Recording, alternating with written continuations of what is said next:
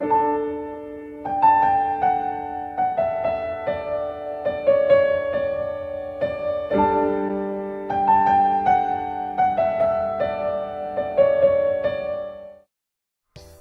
ladies and gentlemen, my name is Dan, the voice behind ThatKaitoDan, and welcome to a news update video discussing 3 new projects coming to the RWBY pipeline this year.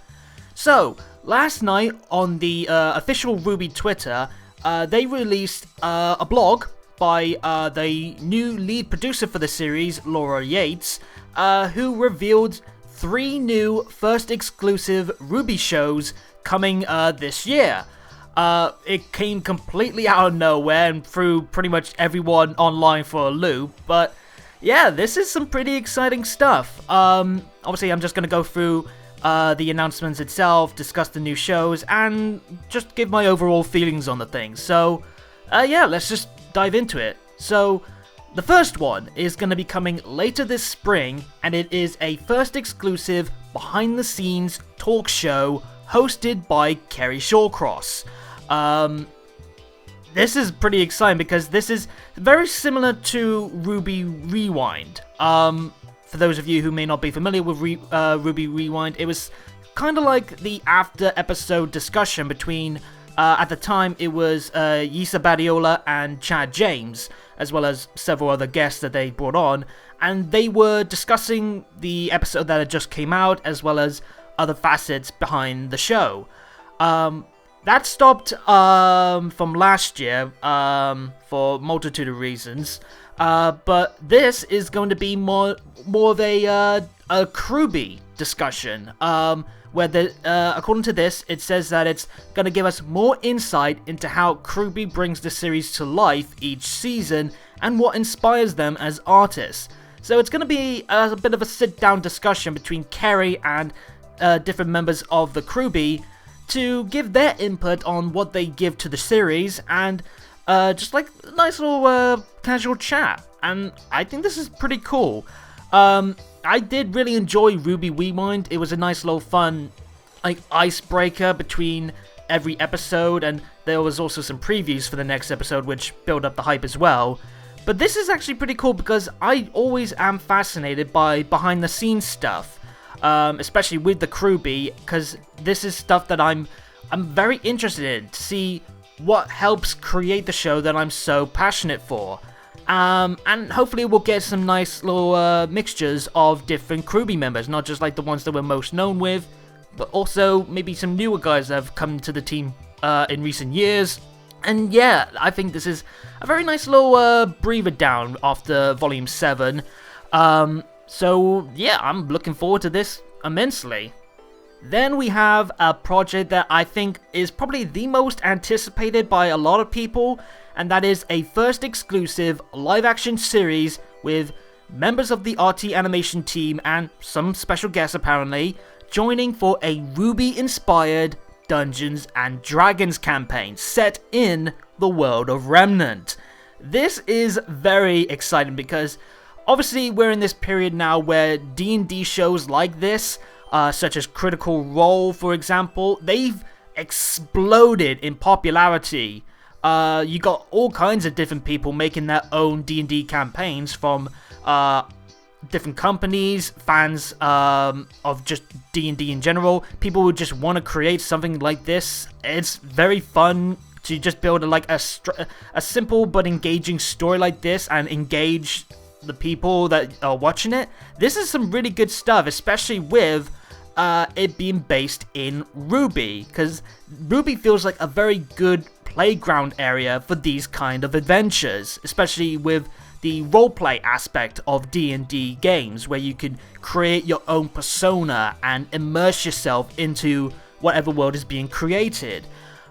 Me personally, I've never played Dungeons and Dragons, and I've only seen like small clips from Critical Role's many campaigns, so I've had an interest in watching some D&D stuff. I've just not gotten around to it personally, but if I wanted to push, this is quite the shove, blending in D&D and RWBY. Again, you got the creative playground that is the world of Remnant, which is right for these kind of adventures.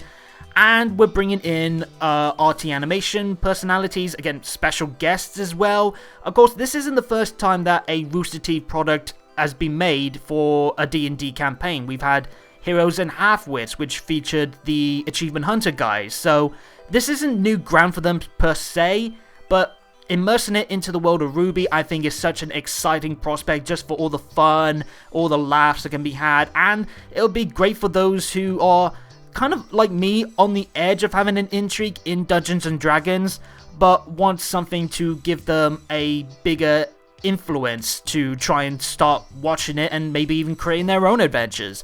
I think it would be great as well if we have some RWBY-inspired Dungeons & Dragons, like, tools, like dice, like all the equipment that you would need for such a campaign. I think if they sold that, that would be fantastic. A lot of people would buy that and create their own campaigns.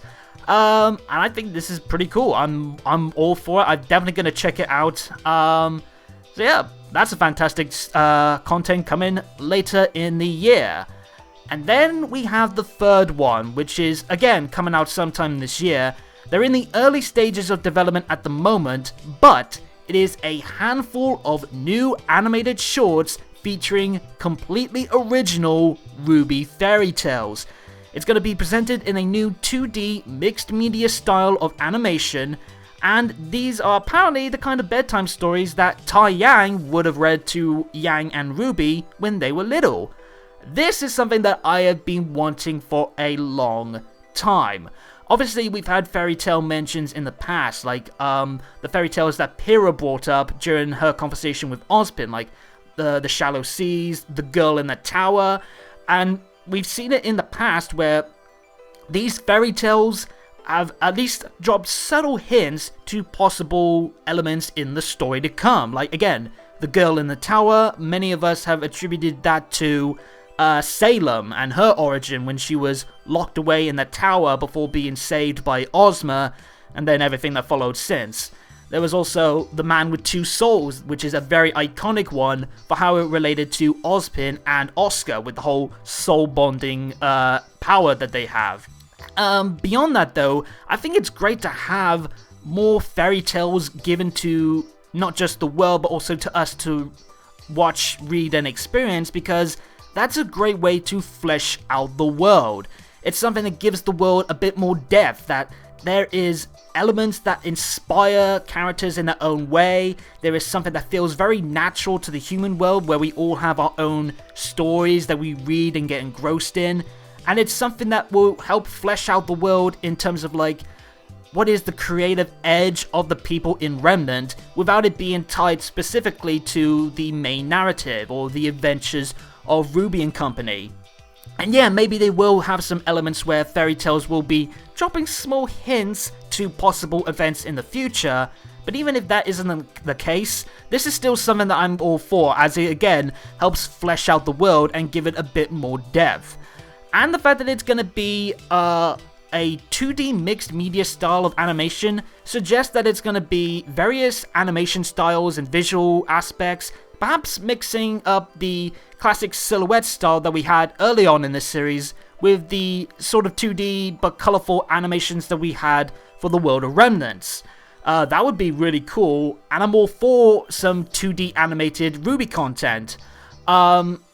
I think there was also some murmurs of a possible fairy tale book written by E.C. Myers, the author of the After the Fall book with Team Coffee and the upcoming Before the Dawn with Team Coffee and Team Sun. I don't know how accurate that is, but it could be a nice little tie-in with this animation series coming up. And to those who have been raising some eyebrows and feeling concerned that all of these shows are going to put pressure on the RWBY, strain the funding, strain the team, I don't think that will be the case because of the fact that we have different avenues for these shows. Like, we got 2 live action series. One of them is just a casual talk show, very much in line again with RWBY Rewind. And then there's the D&D campaign, which is again live action, so it's not asking a lot, if anything, of the RT animation team, but just appearing there and having a good time. And then there is this 2D animation, which is probably going to be a mixture of RT animation and some outside sources, perhaps, something like that. But either way, I don't think this is going to be any kind of additional strain on the RT animation team. So hopefully we will be avoiding as much issues for them as possible, especially on the back of all the previous complaints and issues raised in the past. But yeah, I don't think this is going to cause any kind of negative effects towards the RWBY or the main series. There is also one topic of discussion that some people have raised on the back of this, and that is the unknown future of RWBY Chibi.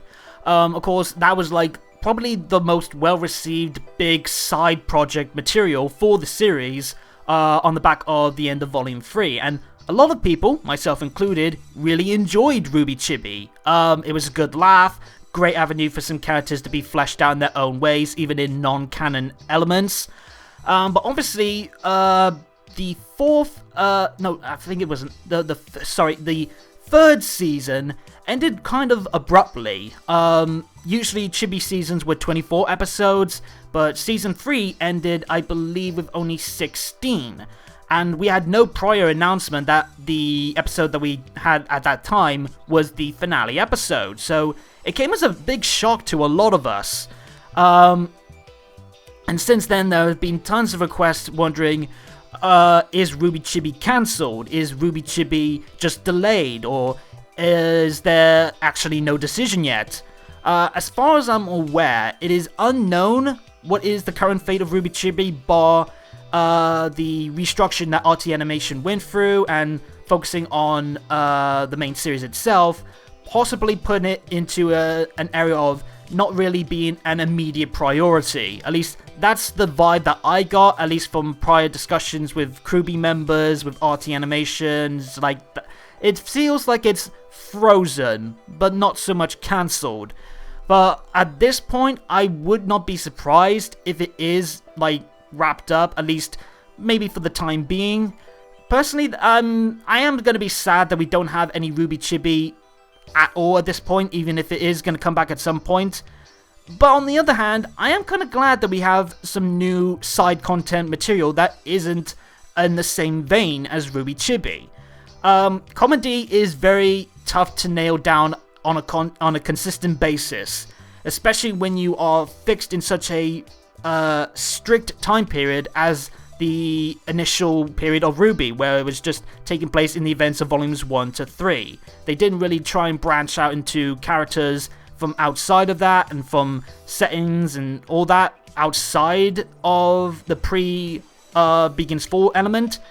And I think I personally felt that nearer towards the end of what ended up being Season 3, there might have been a little bit of not so much poor quality content, but I felt like they were starting to run thin on some strong skit ideas. And I think they did kind of end it at really the best time, just to avoid the series kind of burning out its appeal. And moving on to new projects that are branching out in many different ways, I think is the next best step, because now we're branching out at different projects that can fit different people. Like, if you, again, have an interest in Dungeons & Dragons, you now have a RWBY Dungeons & Dragons show to look forward to. If you want some more insight or RWBY discussions going on, you now have this talk show. If you want some more fleshing out of the world, you want to see some different animation types from the series, you now have these fairy tale shorts.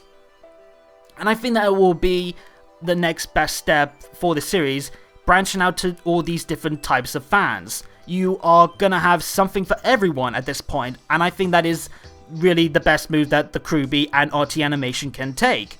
And again, these are very exciting prospects. I'm very excited for the talk show, getting some more insight on the RWBY and how things go into the creation of this series. I'm very excited to finally dive into a Dungeons & Dragons campaign with some strong interest with the RWBY flavor to it.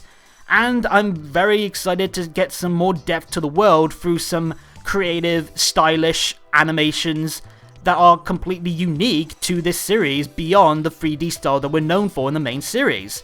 And this is just real good for all of us right now, because we're in this period now where usually we don't have much to chew on in terms of RWBY material until RTX rolls around and we get the first little insight into the next volume.